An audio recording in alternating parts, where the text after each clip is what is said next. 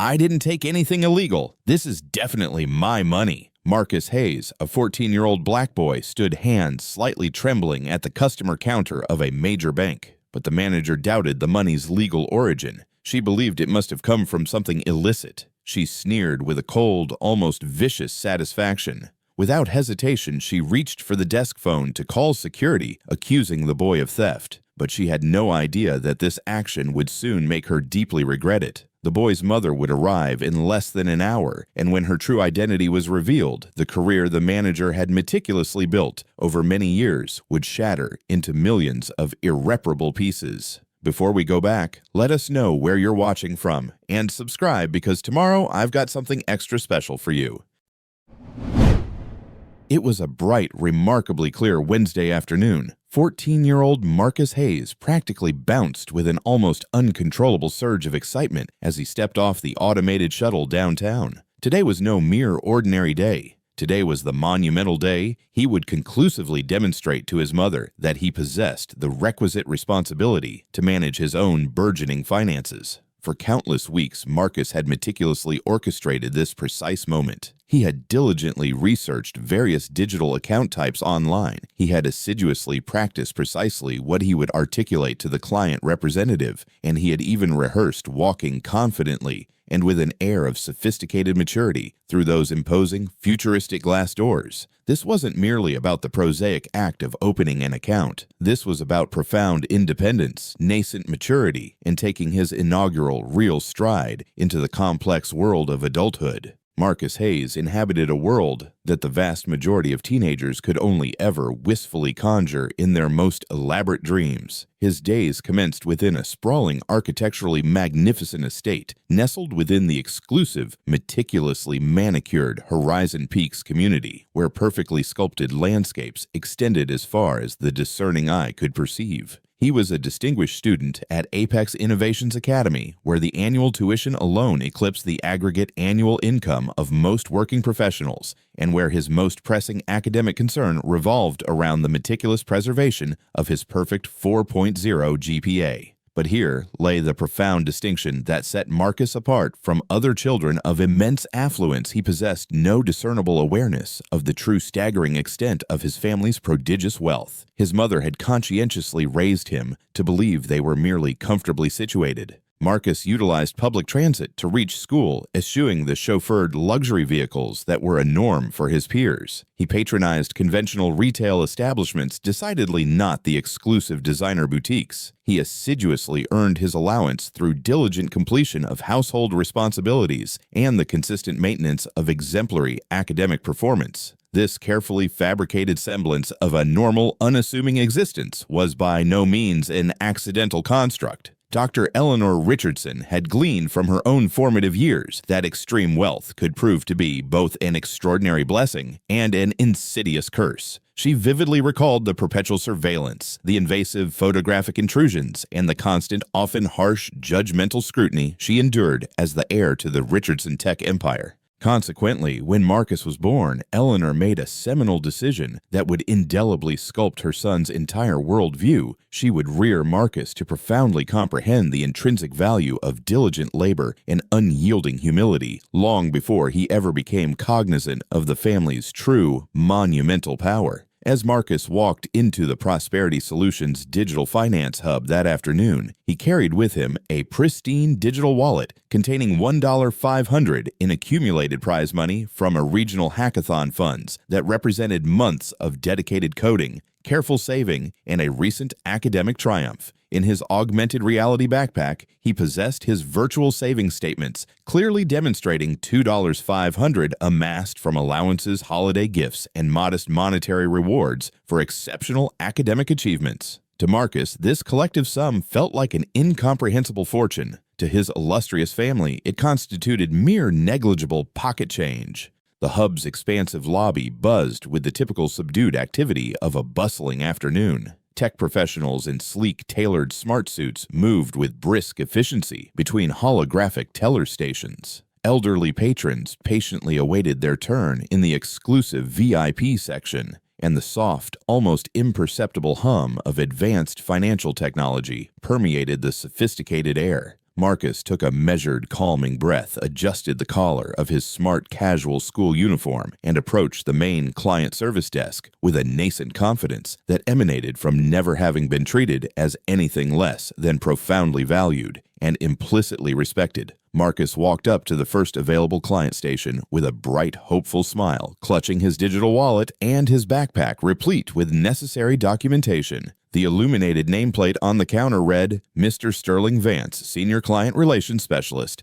Mr. Sterling looked up from his transparent datapad screen, and immediately his carefully cultivated expression shifted when his gaze alighted upon the young black boy standing before his station. His previously welcoming professional smile vanished entirely, replaced by a visible scowl of overt disgust and deep-seated suspicion.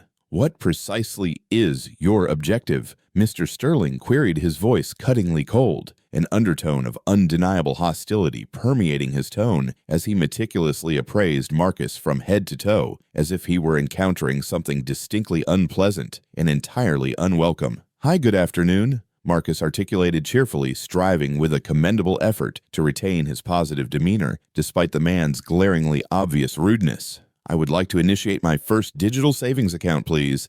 I am genuinely quite excited about this significant step."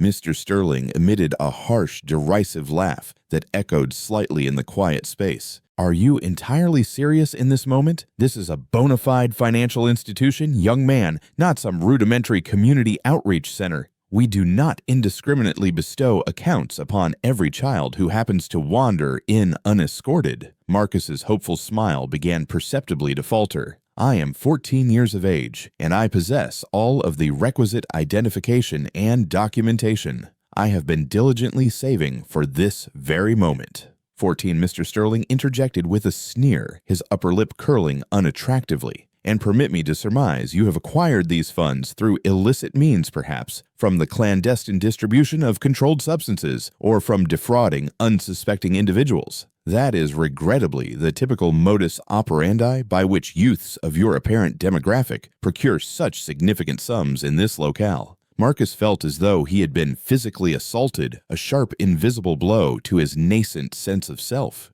"Youths like me, I fail to comprehend your implication. I attend Apex Innovations Academy. This is prize money from a hackathon and some personal savings." "Indeed it is," Mr. Sterling retorted mockingly. "Apex Innovations, is it? You likely pilfered that uniform as well." "I am intimately familiar with the socio-economic composition of the neighborhood from which you undoubtedly originate, and it is most certainly not the kind that dispatches its progeny to such prestigious academic institutions. I am summoning my operations manager immediately to decisively address this burgeoning predicament. She possesses the precise expertise required to effectively handle individuals such as yourself." Mr. Sterling lifted his comm device and proceeded to dial with an overtly dramatic flourish. "Holloway, you must report to Station 7 immediately. I have one of those urban adolescents here attempting to perpetrate a sophisticated scam upon us with highly suspicious currency." "Yes, precisely, the archetype we deliberated upon in our recent staff briefing. He is becoming increasingly agitated and creating an entirely unacceptable public spectacle." Within mere minutes, the hub's operations manager, Miss Holloway, materialized at the client station, poised to assume command of what Mr. Sterling had characterized as a typical urban troublemaker situation.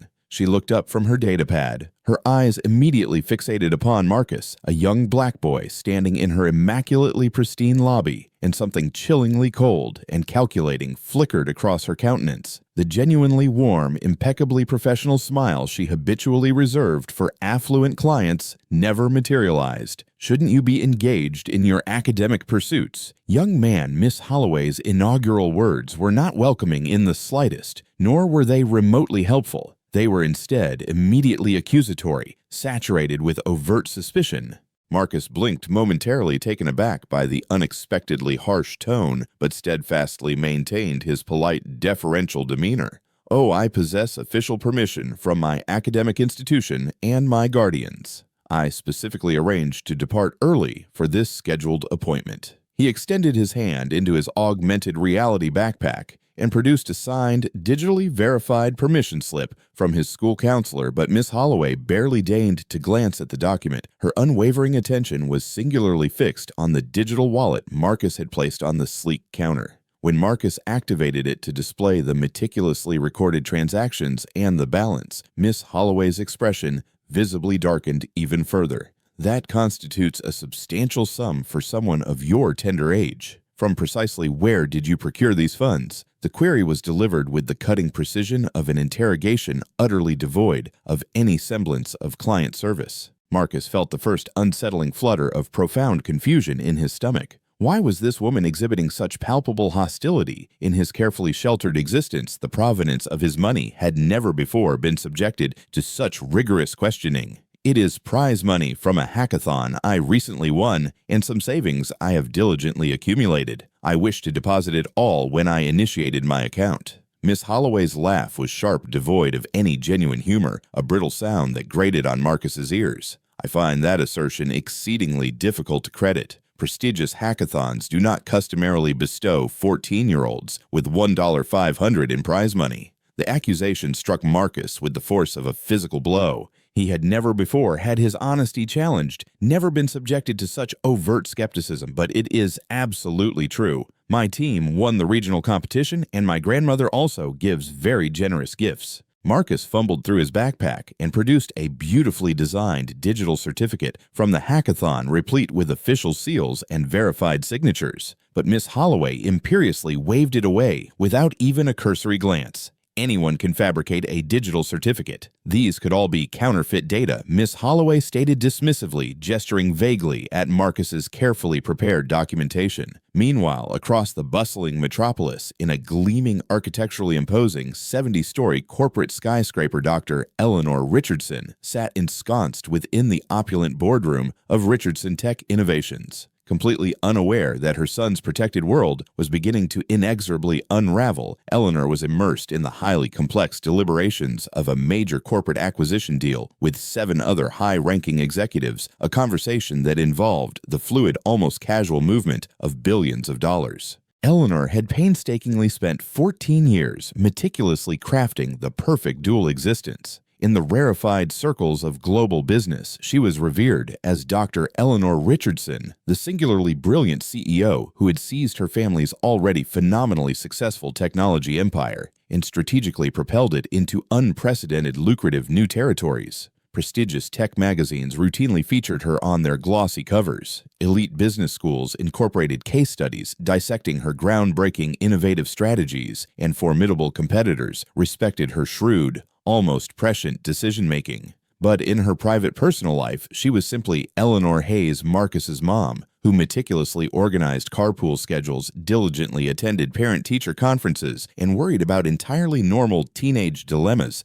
such as academic assignments and social dynamics. She utilized her married name socially, resided in a magnificent yet deliberately unostentatious home, and had expended extraordinary effort to ensure that Marcus's childhood remained as profoundly normal and unremarkable as humanly possible. This meticulously maintained dual identity wasn't solely about the preservation of privacy. It was fundamentally about providing a protective shield. Eleanor vividly recollected the immense pressures of growing up as tech royalty, the relentless, suffocating scrutiny, the palpable shift in how people treated her once they learned her esteemed surname. She was absolutely determined that Marcus would independently cultivate his own inherent character, his own intrinsic values, and his own unwavering sense of self-worth before he ever gleaned the immense power and concomitant responsibility that would one day irrevocably be his. Back at the digital finance hub, Marcus was experiencing a profound cultural shock in real time. He attempted once more to present Miss Holloway with his school identification, his digital birth certificate, and his existing savings account statements from this very same institution. But Miss Holloway's hostility only visibly intensified. "Look, sweetie," Miss Holloway articulated, her voice saturated with palpable condescension. "Young men like you do not simply materialize with this magnitude of funds. Honestly, I have been entrenched in the financial services sector for a quarter-century, and I possess an innate ability to discern suspicious activity when it manifests itself." The words impacted Marcus like a physical blow. "Young men like you." He had encountered those words before, in dramatic documentaries, in unsettling news reports. But he had never, not even in his wildest, most abstract imaginings, believed they would be personally directed at him.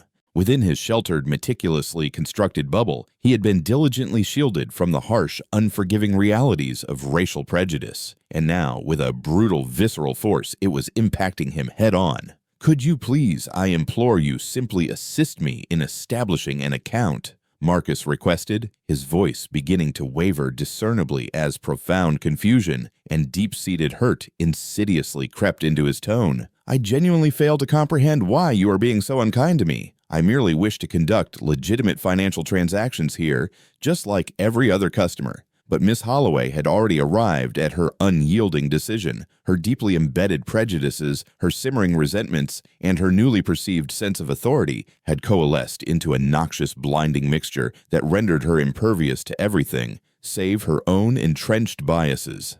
"I think not. These funds are in all likelihood illicitly acquired, and I shall not under any circumstances become an accessory to whatever elaborate scheme you are orchestrating." Desperation began subtly to infiltrate Marcus's voice. "It is not stolen. Please, if you could just initiate contact with my mother, she can elucidate everything. She maintains accounts here as well. Her name is Dr. Eleanor Hayes." Miss Holloway's eyes narrowed perceptibly, a commendable but ultimately futile attempt. "You shall not be communicating with anyone until we unequivocally ascertain the true origin of these funds. For all I am aware, you are operating in collusion with adults who dispatched you here under the misguided assumption that a child would engender less suspicion." What Miss Holloway, in her willful ignorance, failed to comprehend was that if she had merely entered Eleanor Hayes into the financial hub's advanced computer system, she would have discovered a modest, ostensibly normal checking account belonging to a local parent, precisely what Marcus had claimed. But Miss Holloway never deigned to verify. Her mind, utterly consumed by preconception, had already rendered its verdict. As Marcus stood there feeling intrinsically smaller and increasingly more helpless with each agonizing minute, other patrons within the hub began to take notice. Some exhibited visible discomfort with Miss Holloway's overtly hostile treatment of a young boy, but regrettably, no one chose to intervene verbally. In that precise, harrowing moment, Marcus absorbed a profoundly painful lesson about the inherent unfairness of the world, about how individuals could passively observe injustice unfolding before their very eyes, without so much as a murmur of intervention. The profound irony was nothing short of staggering. Here stood Marcus Hayes, the grandson of the legendary Richardson Tech dynasty, the son of one of the most powerful and influential technology executives in the entire nation,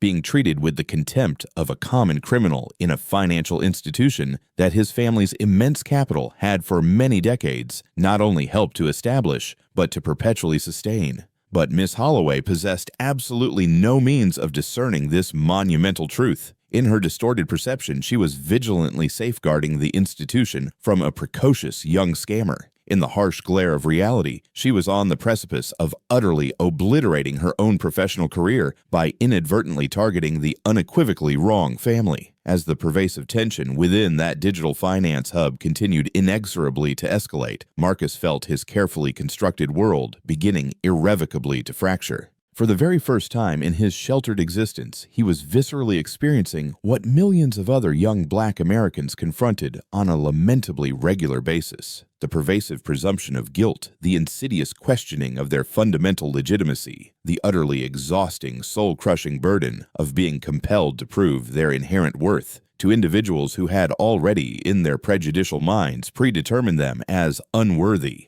Little did any individual within that bustling hub comprehend that in just a few fleeting minutes, everything would dramatically change. Marcus's mother was about to receive a critical text message that would instantly transform her from a concerned, albeit momentarily preoccupied parent into an avenging, unstoppable force of nature, and Miss Holloway was about to acquire the devastating knowledge that sometimes the individuals you most severely underestimate possess a magnitude of power far exceeding anything you could ever possibly envision. Marcus stood at that counter, his hands visibly shaking as he painstakingly retrieved every single piece of identification he had brought with him, his school ID from Apex Innovations Academy, adorned with his earnest, smiling photo, his digital birth certificate that his mother had meticulously secured years ago, his existing savings account statements from this very same institution, clearly detailing deposits and withdrawals spanning the last 3 years. Marcus meticulously spread these digital documents across the counter like he was meticulously laying down cards in a high-stakes game where his very freedom hung precariously in the balance. "Please," he uttered, his voice trembling with an almost unbearable desperation, "examine these. They unequivocally prove my identity. They conclusively prove that these are my legitimate funds." But Miss Holloway regarded those digital documents with the exact same expression one might typically reserve for surveying discarded refuse. She did not even deign to pick them up to scrutinize them properly. Instead, she shook her head with a visible display of disgust and uttered the words that would definitively seal her own ignominious fate. "These are probably fabricated as well. A 14-year-old with no discernible employment does not possess this quantity of funds unless they have been unlawfully appropriated from another source." That was the precise moment Marcus broke. The overwhelming weight of the profound injustice, the pervasive confusion, the paralyzing fear. It all cascaded down upon him in a singular crushing wave. Tears began to stream unchecked down his face as the brutal reality of the situation solidified.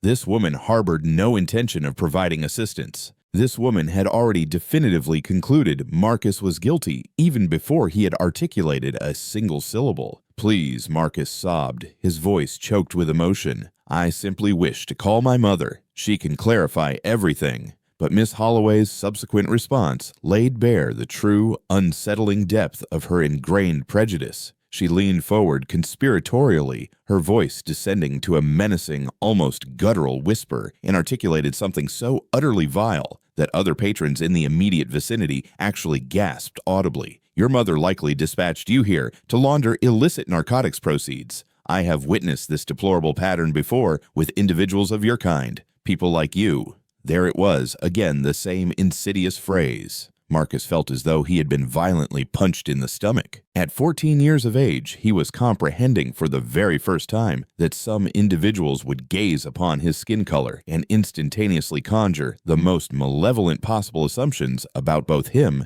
and his family. Marcus was weeping more profusely now, barely able to articulate words through his overwhelming tears. "Please, just permit me to call her. Just one singular phone call, please." But Miss Holloway had already reached her unalterable decision regarding the next course of action. Instead of exhibiting even a sliver of basic human decency, instead of allowing a terrified, profoundly distressed child to contact his parents, Miss Holloway reached for the comm device with a distinctly satisfied smile gracing her lips. "I am contacting the authorities," she declared loudly, her voice resonating sufficiently for half the hub to clearly overhear. "This boy is unequivocally involved in some form of illicit fraud or theft, and I shall not permit him to manipulate me with these utterly feigned crocodile tears." As Miss Holloway diligently dialed 911, Marcus instantaneously realized he might possess one fleeting opportunity to reach his mother. While Miss Holloway was engaged in conversation with the emergency dispatcher, Marcus quietly retrieved his personal comm device with trembling fingers. He typed with an almost frantic speed, his tears obscuring his vision of the screen.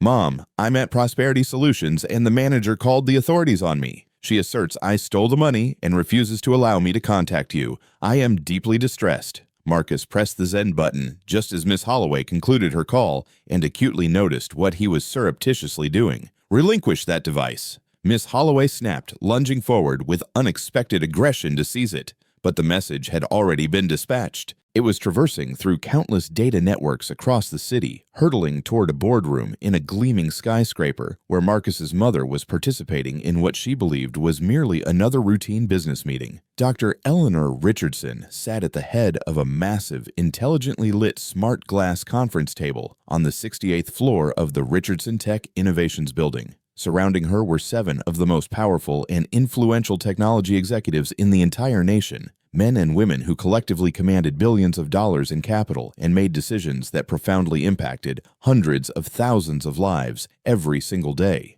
They were deeply immersed in their quarterly review, dissecting intricate profit margins and projecting complex market trajectories, when Eleanor's comm device vibrated subtly on the table adjacent to her. She glanced at it and immediately observed Marcus's name prominently displayed on the screen. Eleanor had configured a specialized emergency contact protocol for Marcus that would invariably bypass all standard restrictions, even during highly sensitive, critically important meetings. But Eleanor had never not once anticipated the necessity of utilizing it. Marcus was supposed to be safely engaged in his academic pursuits at school and subsequently proceeding to the financial hub for what should have been a simple, utterly routine transaction. Eleanor retrieved her comm device and read the urgent message. The room, populated by powerful executives accustomed to maintaining an impenetrable composure, watched in stunned silence as the most controlled, utterly composed woman they knew underwent a profound transformation that was, in all honesty, terrifying to behold.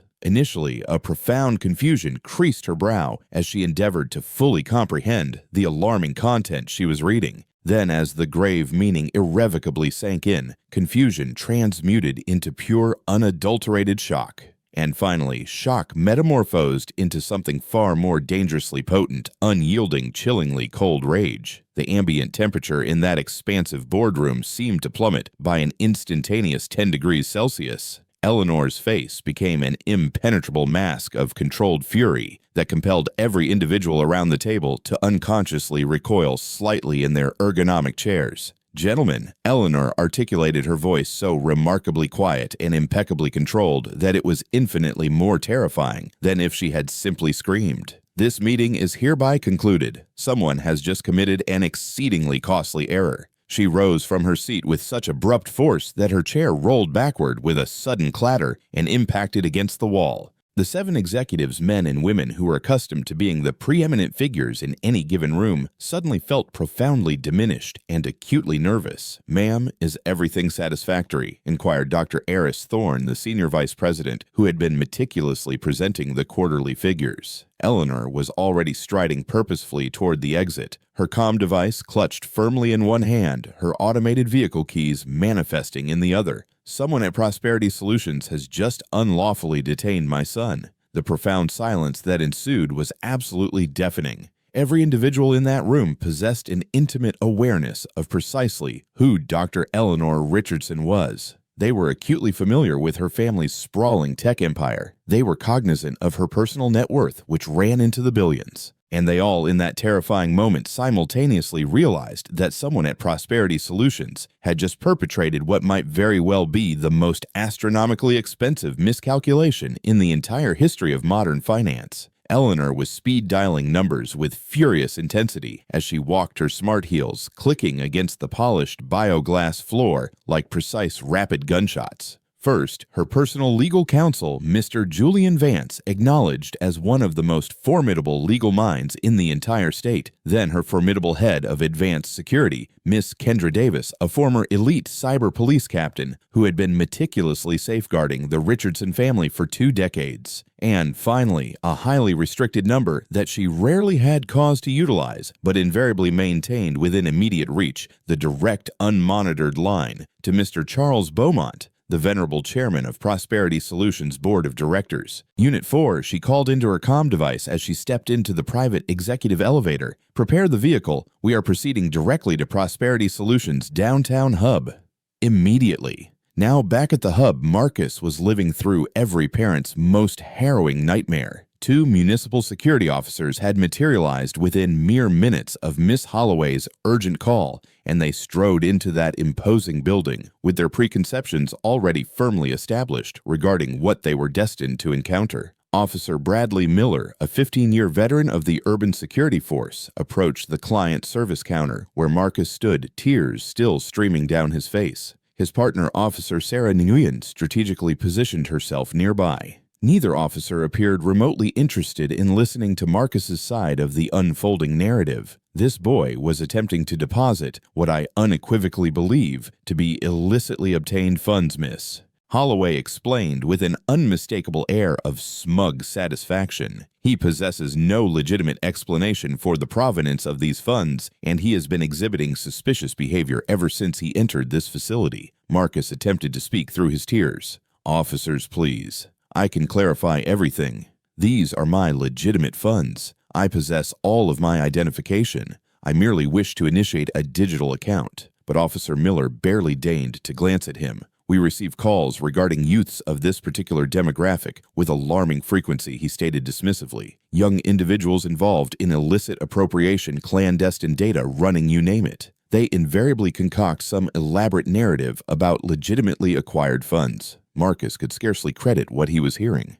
Youths like this, the precise chilling phrase Miss Holloway had used. He was beginning to grasp the profound, unsettling realization that this was not merely about one prejudiced operations manager. This was about an entire system that appeared inherently designed to operate against individuals who resembled him. Please, Marcus begged, his voice laced with desperate urgency. Just scrutinize my identification. I attend Apex Innovations Academy. My mother maintains accounts here as well. You can effortlessly verify everything. But the officers displayed no interest whatsoever in verification. Officer Nguyen was already producing her standard issue restraints. Turn around and position your hands behind your back, she commanded with an unyielding tone. Marcus froze. Why, I have committed no transgression. You are being detained under suspicion of digital theft and financial fraud, Officer Miller explained matter-of-factly, his voice devoid of emotion. You may present your narrative at the precinct.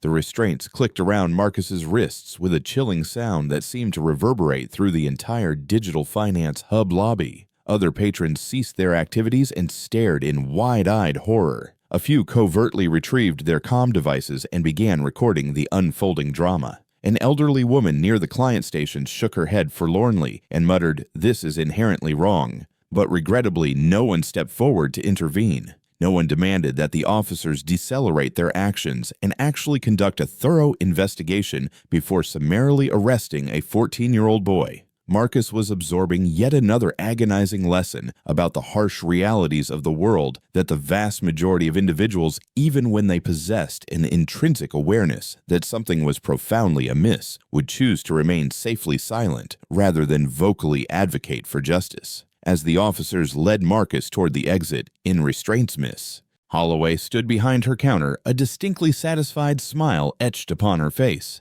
In her misguided perception, she had just successfully protected her financial institution from a cunning young criminal. She possessed no inkling whatsoever that she had, in that very moment, utterly annihilated her own professional career and quite possibly her entire future. But across the sprawling metropolis, an unstoppable force of nature was rapidly converging in her direction. Dr. Eleanor Richardson was ensconced in the opulent back seat of her custom electric luxury vehicle, making calls that would fundamentally alter everything. Her driver, Unit 4, was expertly navigating through the dense city traffic as if he were piloting an emergency vehicle. And in the passenger seat, Eleanor's head of advanced security was already meticulously coordinating with the financial hub's board of directors. 23 minutes after Marcus dispatched that desperate text message, something truly extraordinary transpired outside Prosperity Solutions. A sleek, obsidian custom electric vehicle with tinted windows so impenetrably dark they resembled polished mirrors pulled silently up to the curb. But this was no mere luxury automobile. The license plate displayed RTI 0001, signifying Richardson Tech Innovations, and any individual possessing even a rudimentary understanding of the global tech industry would have instantly recognized those formidable initials. The vehicle door opened with a barely perceptible whir, and Dr. Eleanor Richardson stepped out onto the polished sidewalk. She wore a bespoke tailored power suit crafted from the most advanced nanomaterials and ensemble that cost more than most individuals' annual salaries, tens of thousands of dollars of cutting-edge design that fit her like impenetrable armor. Her custom-designed wearable tech was understated, yet unmistakably exorbitant, and she carried herself with the kind of unshakable confidence that could only emanate from generations of unparalleled wealth and absolute unassailable power. But Eleanor was not alone. Trailing closely behind her emerged Mr. Julian Vance, one of the most formidable and feared attorneys in the state, a man whose hourly billing rate surpassed the monthly income of the vast majority of professionals. Next came Miss Kendra Davis, her head of advanced security, and a former elite cyber police captain whose very presence instantly commanded an almost involuntary respect. And finally, 2 additional security personnel whose imposing physical stature and vigilant demeanor indicated they were capable of adeptly managing any conceivable situation that might potentially arise. Inside the financial hub, patrons who had been conducting their routine business suddenly ceased their activities and stared with an almost magnetic fascination. One could palpably sense the dramatic shift in the ambient atmosphere, as though the very air pressure had precipitously changed just prior to an impending storm. Individuals instinctively moved out of the path of this undeniably powerful entourage as it approached the main entrance. Even the municipal security officers who had just unlawfully detained Marcus glanced nervously toward the imposing doors. Eleanor strode through those futuristic glass doors with the commanding, almost regal presence of someone who inherently owned everything her gaze encompassed. Her smart heels clicked against the bioglass floor in a deliberate resonant rhythm that ominously sounded like a countdown to an inevitable judgment day. Conversations abruptly ceased. Comm devices were slowly lowered. Miss Holloway stood behind her client service counter, still luxuriating in what she mistakenly believed was her moment of triumphant vindication. She had successfully expunged what she erroneously perceived as a persistent troublemaker from her financial institution, and she was anticipating lavish commendation from her superiors for her exemplary vigilance. But when Miss Holloway looked up and saw Eleanor approaching, she possessed absolutely no comprehension of who she was encountering. Despite Eleanor's likeness appearing prominently in prestigious tech magazines and influential business publications for years, Miss Holloway had never connected that formidable visage to Marcus Hayes. The global tech industry knew Eleanor Richardson as an exceptionally powerful CEO, but the accompanying photographs were invariably professional headshots captured in corporate settings. Never casual family photos, never intimate pictures with her son. Eleanor walked directly to Miss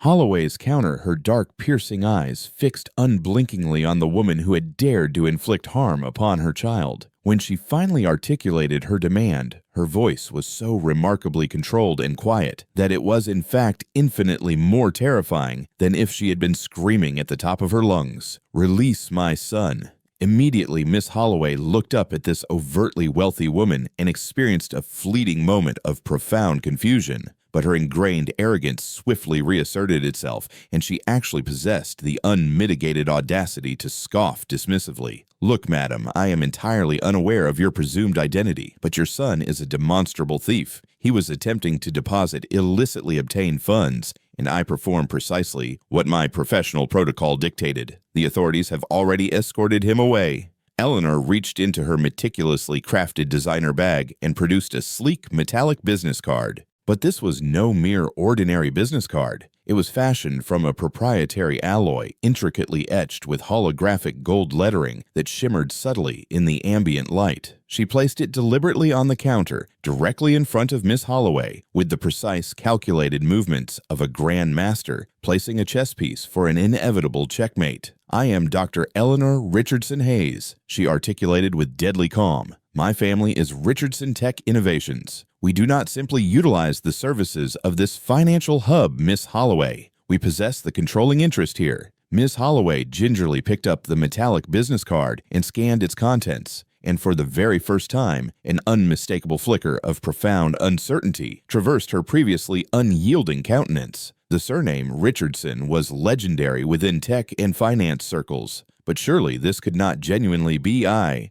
failed to comprehend, Miss Holloway stammered, her voice faltering perceptibly. "The boy's name is Hayes, not Richardson." Eleanor's smile was colder than a polar wind. "Richardson is my maiden surname. Hayes is my married surname. And you have just unlawfully detained the grandson of the visionary who founded this entire tech financial conglomerate 75 years ago." The color began irrevocably to drain from Miss Holloway's face as the monumental magnitude of her egregious error slowly began to infiltrate her consciousness. But Eleanor was far from finished. She was merely commencing her decisive intervention. Richardson Tech Innovations owns 75% of Prosperity Solutions. Eleanor continued, her voice steadily growing stronger and more commanding with each deliberate word. "My family has been the predominant controlling shareholder since 1949. Every single promotion you have ever received, every paycheck you have ever cashed, every single benefit you have ever enjoyed, it all originated directly from my family's immense capital. By now, a substantial crowd had congregated around the client service counter. Other Hub employees were emerging from their offices, drawn by the escalating commotion. Patrons were overtly retrieving their comm devices to record what was clearly destined to be an absolutely epic confrontation.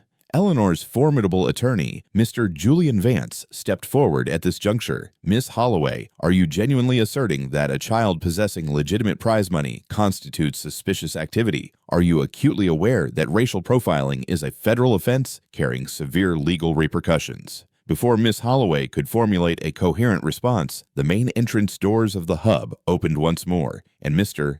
Charles Beaumont, the venerable chairman of Prosperity Solutions Board of Directors, practically sprinted into the building. He was a distinguished gentleman in his early 70s who had been meticulously managing the Richardson family's extensive financial interests for over 30 years. Beaumont took one glance at Eleanor and immediately grasped the profound gravity of the unfolding situation. His face turned an ashen pale as he urgently approached the rapidly swelling crowd around Miss Holloway's counter. Eleanor, he articulated slightly breathless from his precipitate rush to arrive. I came with the utmost haste upon receiving your critical communication. Where is Marcus? Has he sustained any injury? The sight of the Financial Hub's esteemed chairman rushing in and addressing Eleanor by her first name with unmistakable familiarity sent reverberating shockwaves through the assembly of onlookers. Miss Holloway felt her legs abruptly go weak as she comprehended that she might be entangled in a magnitude of trouble far exceeding anything she had ever remotely imagined. Charles Eleanor replied, her voice softening imperceptibly when addressing the long-standing family friend. Your employee here accused my 14-year-old son of theft and financial fraud. She vehemently refused to permit Marcus to contact me, steadfastly declined to verify his identity, and instead contacted the authorities to have him summarily arrested. Beaumont turned to stare at Miss Holloway with an expression of unadulterated horror. You did what Miss Holloway attempted to mount a defense, but her voice emerged as barely a whispered, almost inaudible sound. Sir, I was merely adhering to established protocol for suspicious activity. The boy possessed a significant amount of digital currency and presented no valid explanation. No valid explanation. Eleanor interjected, her voice elevating for the first time, betraying a flicker of her intense fury. He explicitly informed you it was prize money from a hackathon and personal savings. He presented you with his identification, his academic records, his savings account statements from this very institution. What further explanation did you require? Pray tell. Beaumont was already engaged on his private comm device, urgently requesting that all security footage be immediately reviewed. Within mere minutes, they were all intently observing the Hub's surveillance cameras on a large monitor that had been hastily retrieved from the security office. The displayed footage was unequivocally damning. It depicted Marcus entering the Hub, politely approaching Miss Holloway's counter with a hopeful smile and respectfully presenting his digital documents. It showed Miss Holloway instantaneously adopting a hostile demeanor, vehemently refusing to examine Marcus's identification and treating him with overt contempt from the very first moment of their interaction. But more significantly, the footage unveiled other interactions Miss Holloway had conducted over the preceding months, case after case of Miss Holloway applying special undue scrutiny to minority customers demanding supplementary documentation that she conspicuously did not require from white customers and treating individuals of color with blatant suspicion and overt hostility. My God, Beaumont whispered, his voice filled with profound dismay as he observed the indisputable evidence of systemic discrimination unfolding relentlessly on the screen. Miss Holloway. For how long has this abhorrent conduct been transpiring? But Miss Holloway found herself utterly incapable of forming an answer. She was staring at the monitor in utter horror, watching her entire professional career implode in real time. Every racist assumption, every biased decision, every single instance of discrimination was undeniably present for everyone to witness. Eleanor turned to Beaumont, her voice imbued with a chilling steeliness. Charles, I demand to know precisely how many other customers have been subjected to this egregious treatment. I require a full and comprehensive investigation into this woman's professional conduct, and I demand that it be initiated immediately. Beaumont nodded grimly, his face set with grim determination. "It will be executed without delay." "Eleanor, I cannot even begin to convey the depth of my apologies for what has transpired here today. This is absolutely inexcusable." But Eleanor was not seeking mere apologies. She was seeking profound justice. "Where is my son now?" "He has been transported to the Juvenile Processing Center for standard intake procedures," Beaumont replied, already retrieving his comm device. "But I can arrange for his immediate release. I will personally contact the Chief of Municipal Security." As Beaumont initiated his calls, Eleanor turned back to Miss Holloway, who was now visibly trembling behind her counter. The profound irony of the situation was absolutely devastating. Miss Holloway had spent 25 years meticulously ascending the corporate ladder within a financial institution that was fundamentally owned and sustained by the very family she had just viciously attacked. Do you comprehend what the most truly tragic aspect of this is? "Miss Holloway," Eleanor articulated quietly, her voice imbued with a poignant sadness. "My son has never not once experienced overt racism prior to today. He has lived a meticulously sheltered existence, deliberately protected from individuals such as yourself. He walked into this financial hub with complete unshakable trust in the system, genuinely believing that if he conducted himself politely and honestly, he would invariably be treated with equitable fairness." Miss Holloway attempted to speak, but no coherent words managed to escape her lips. "Today, you irrevocably stole his innocence."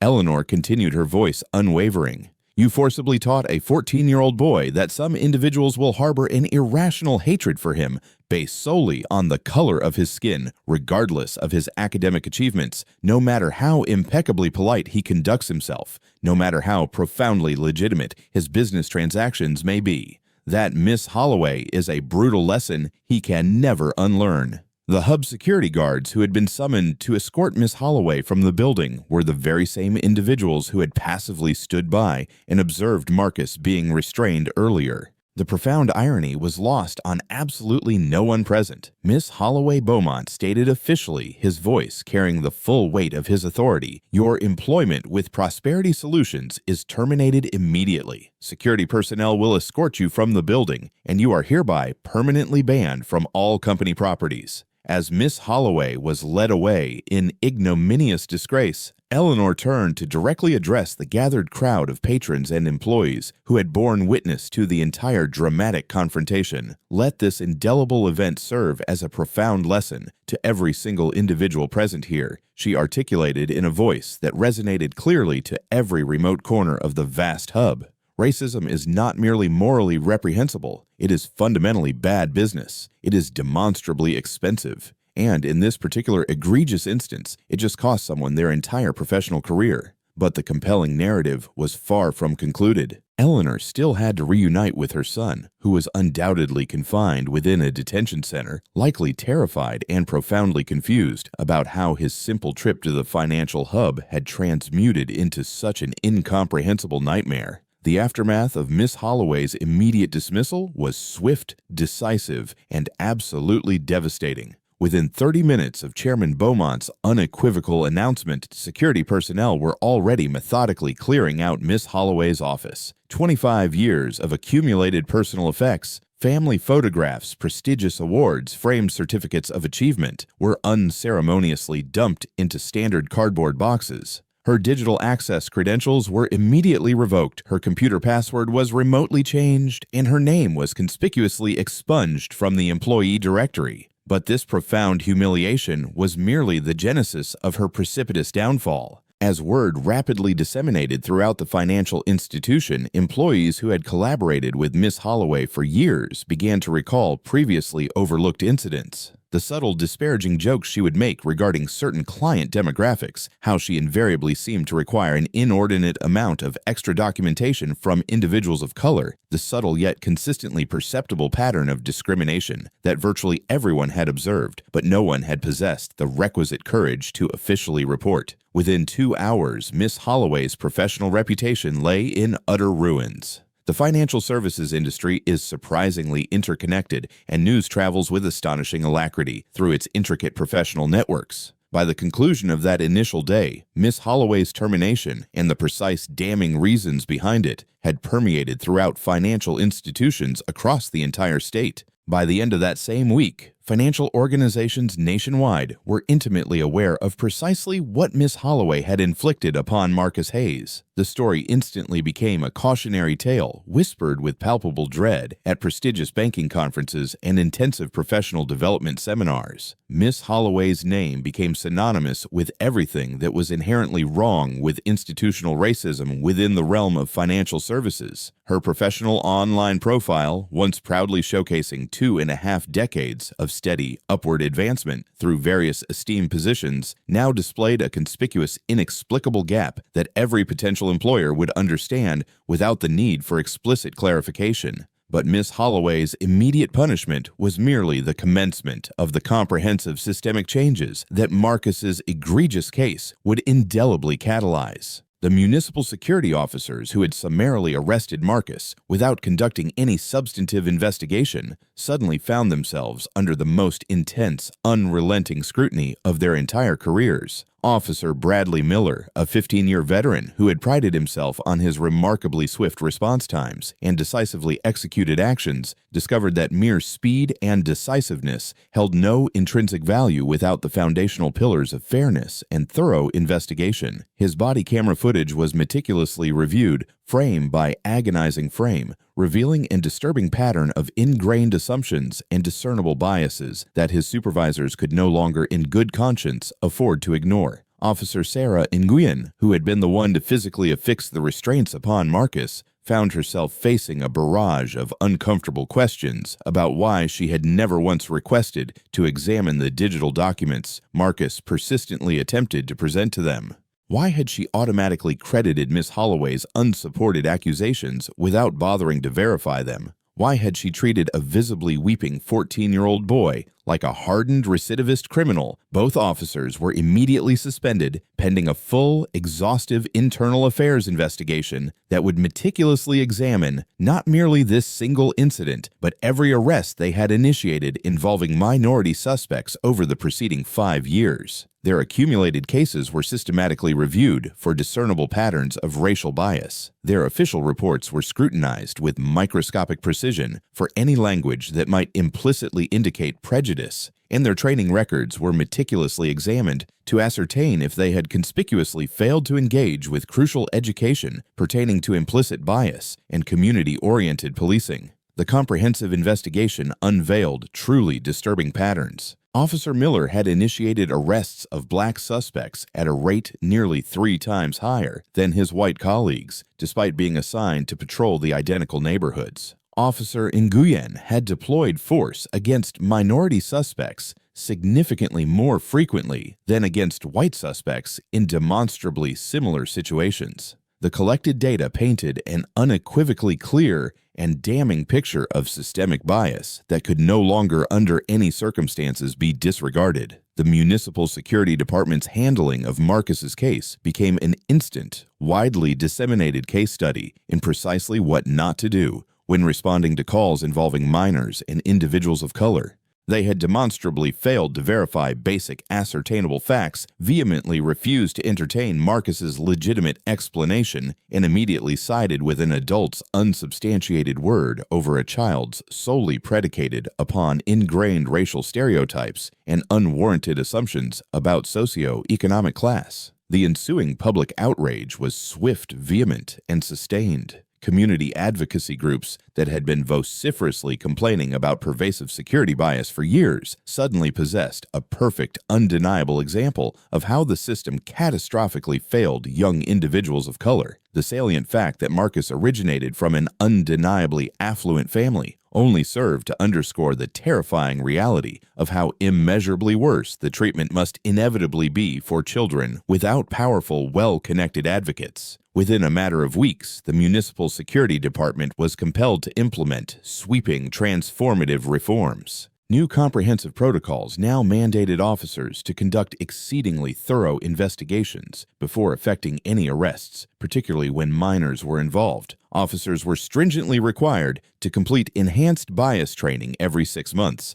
Body camera footage would be randomly reviewed for any detectable signs of discriminatory behavior, And, most crucially, an independent civilian oversight board was established with the specific mandate to meticulously investigate all complaints of racial profiling. Meanwhile, Chairman Beaumont was laboring 18-hour days to assiduously repair the immense damage inflicted upon Prosperity Solutions' reputation and to implement comprehensive changes that would unequivocally prevent similar incidents from ever reoccurring.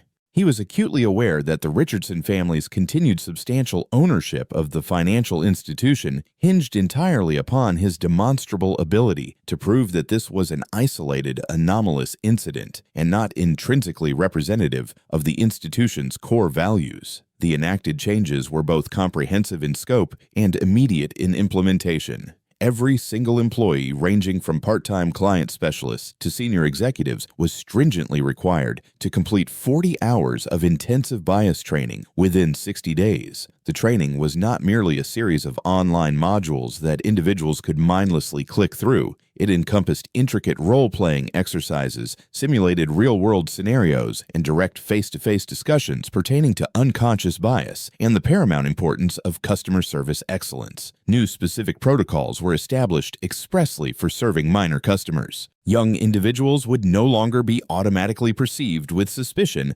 simply by virtue of their age. Staff members were meticulously trained to recognize that teenagers from diverse economic backgrounds might possess perfectly legitimate reasons for carrying substantial digital currency or for executing large deposits. Most significantly, the financial hub established an unyielding rule that no customer under the age of 18 could be denied service or reported to authorities without the explicit approval of at least 2 managers and verifiable documentation of specific demonstrable policy violations. But the most profoundly significant changes were transpiring within the hallowed private conversations of the Richardson family.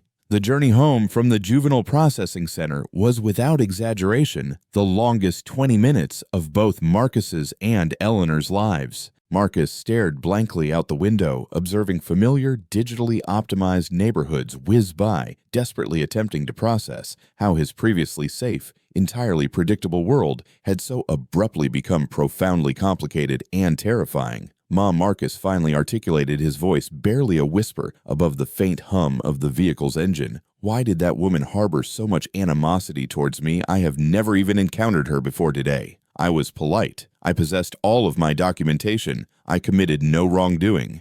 Eleanor's hands tightened almost imperceptibly on the steering wheel as she painstakingly struggled to formulate the appropriate words to elucidate something that she herself still found utterly incomprehensible.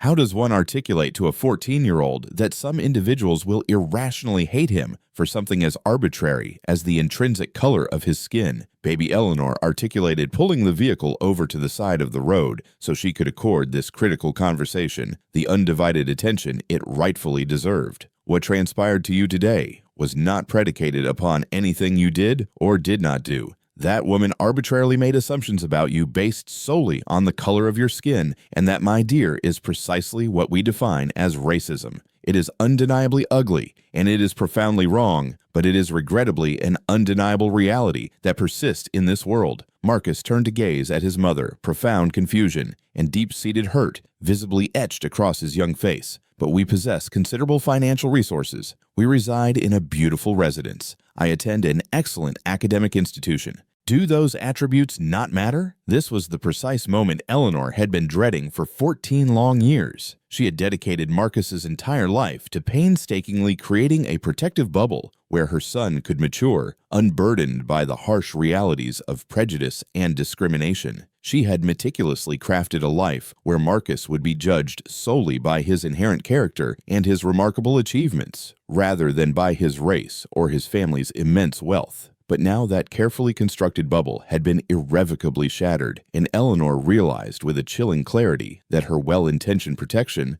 might have ironically rendered Marcus more profoundly vulnerable. "Sweetheart," Eleanor articulated, taking a deep, calming breath, "I need to impart something vitally important to you about our family. We do not merely possess financial resources. We possess an astronomical amount of wealth, more than the vast majority of individuals could ever possibly conceive." Over the subsequent 2 hours sitting in that stationary vehicle on the side of the road, Eleanor elucidated everything. The Richardson tech dynasty that had commenced with her great-grandfather in the 1940s, the family's current staggering net worth of $4.5 billion, the undeniable fact that they owned a controlling interest not just in Prosperity Solutions, but in dozens of other prominent tech financial institutions across the entire nation. Marcus learned that his comfortable, ostensibly middle-class existence had actually been meticulously constructed to obscure the profound reality of his family's immense wealth and formidable power. The seemingly modest house was in truth merely one of 9 properties the family owned globally. The seemingly innocuous public school events Eleanor occasionally attended were meticulously balanced by highly confidential private board meetings where she rendered decisions profoundly affecting hundreds of thousands of employees and millions of customers. "Why did you not inform me?" Marcus inquired, feeling profoundly overwhelmed by these staggering revelations and experiencing a subtle sense of betrayal stemming from the deliberate deception. Eleanor reached over and gently took her son's hands. "Because I passionately desired for you to first independently develop your own unique character.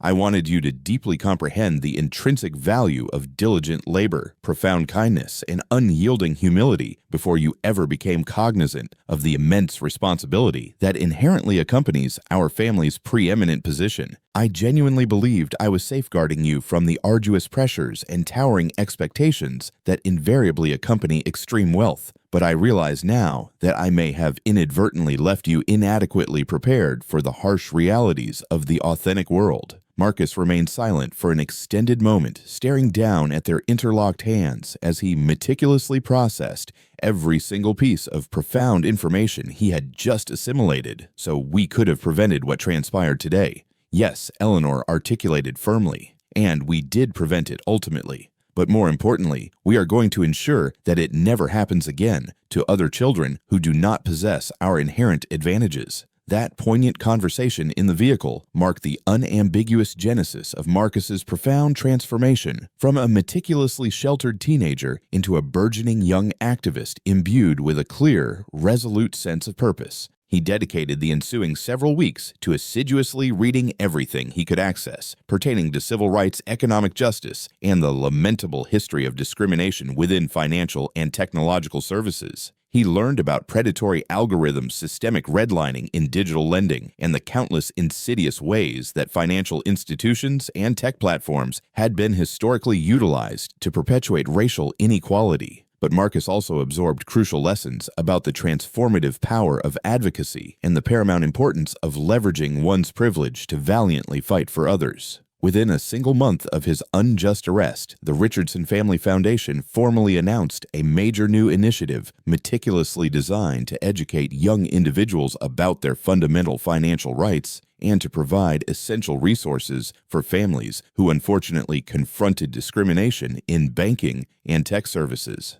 The program, christened Digital Justice for All, was comprehensively conceived and remarkably ambitious. It encompassed educational workshops specifically tailored for teenagers elucidating their fundamental rights when initiating accounts or conducting various digital financial transactions. It provided critical legal resources for families who encountered discrimination. It generously funded community organizations dedicated to promoting digital and financial literacy in historically underserved communities. And it meticulously established a dedicated hotline that young people could access if they unfortunately experienced treatment analogous to what Marcus had so unjustly faced. Marcus became the compelling public face of the comprehensive campaign, articulately sharing his poignant narrative at academic institutions, vibrant community centers, and dynamic youth organizations across the entire state. His message was both profoundly simple and immensely powerful. Every young individual merited being treated with unwavering dignity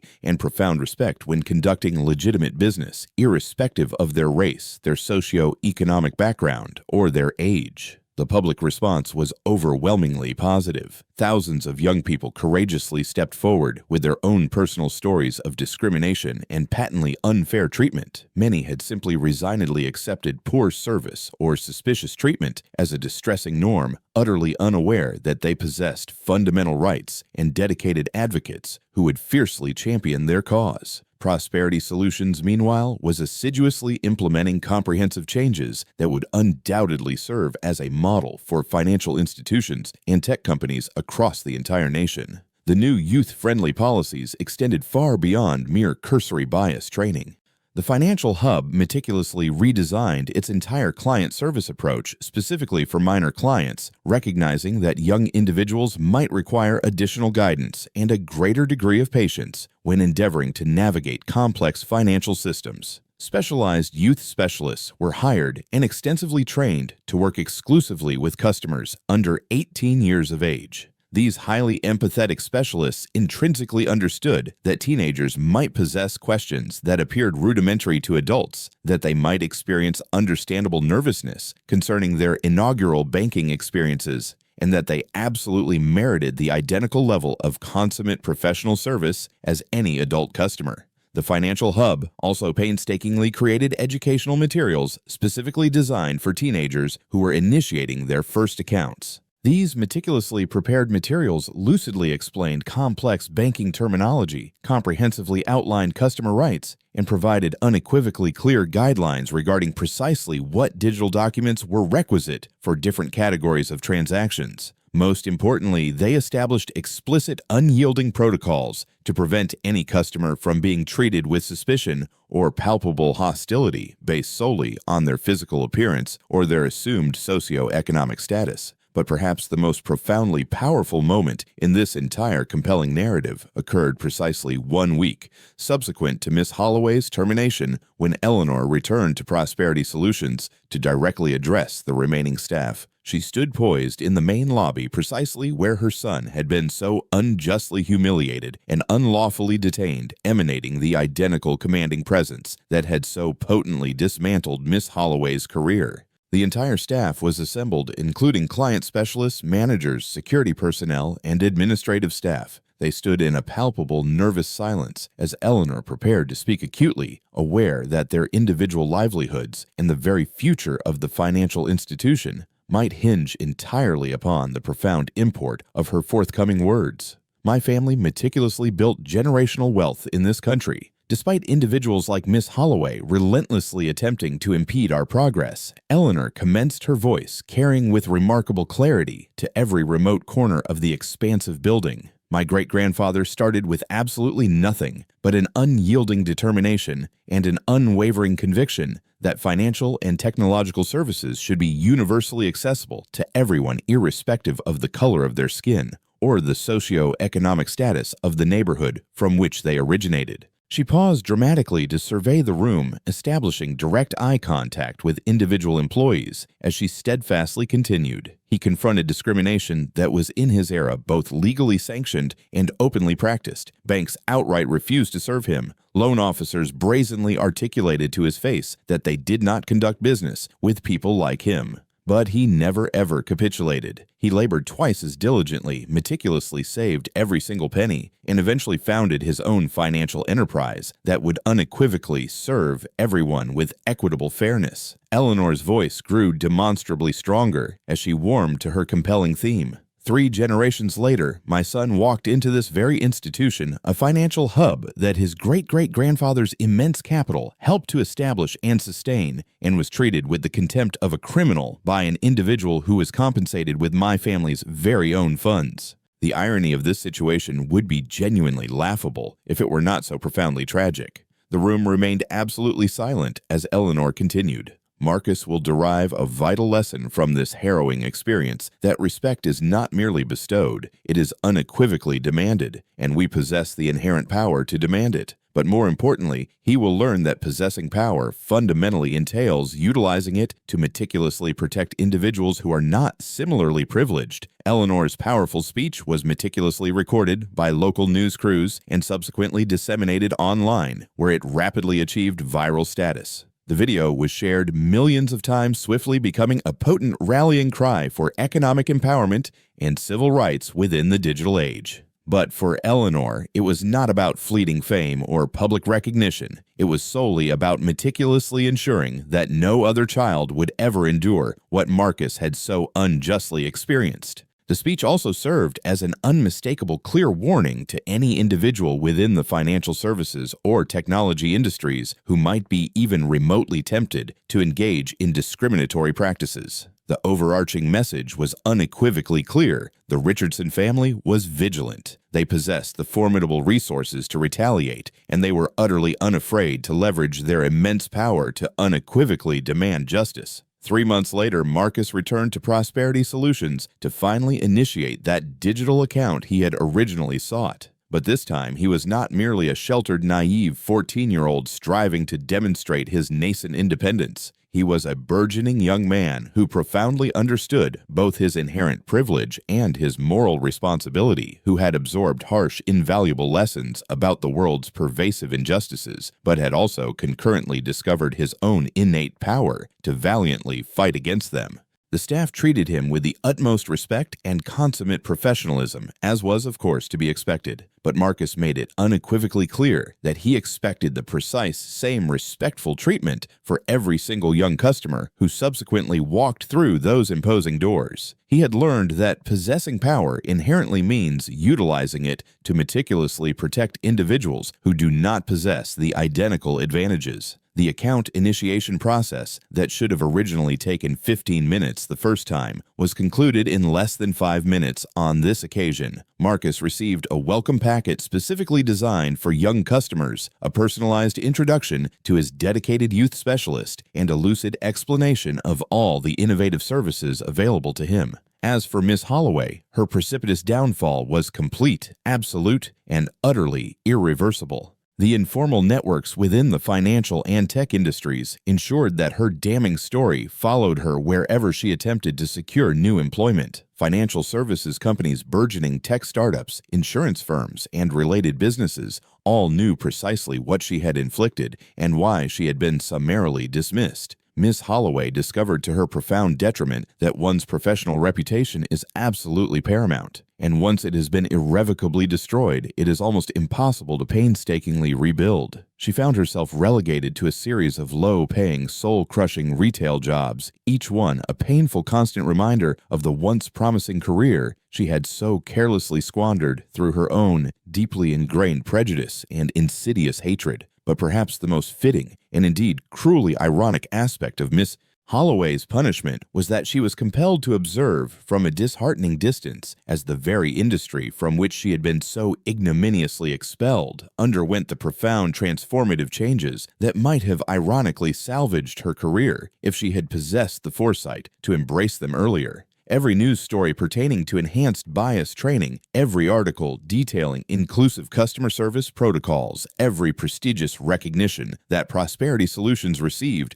for its progressive, equitable policies was a stark, unyielding reminder of what she could have been an integral part of if she had simply chosen differently. And Miss Holloway's chances of ever securing employment in the financial or tech sectors, again, absolutely zero. But her compelling cautionary narrative had ironically transmuted into a powerful teaching tool widely utilized in bias training programs across the entire nation to powerfully illustrate the tangible real-world consequences of discrimination and ingrained prejudice. The story of Marcus Hayes, a bright 14-year-old, began as a simple, hopeful step toward independence, opening his first digital savings account with legitimate prize money and personal savings. Yet this ordinary aspiration quickly transformed into a painful lesson about the profound and unsettling realities of prejudice. In a world that had meticulously shielded him, Marcus encountered an experience that shattered his innocence, forcing him to confront deeply ingrained biases that questioned his very legitimacy based solely on the color of his skin.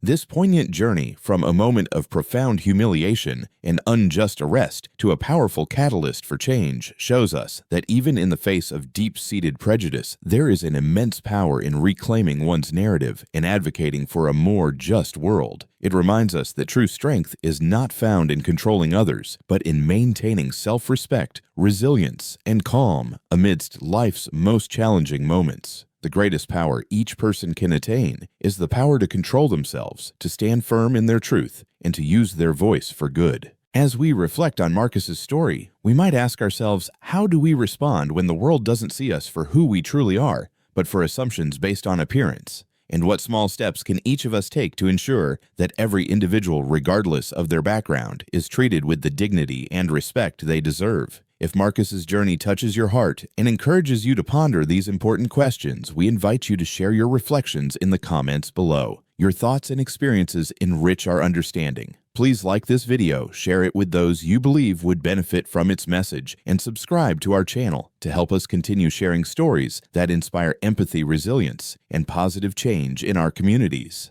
Thank you for being with us and for listening. Join us to share meaningful stories by hitting the like and subscribe buttons.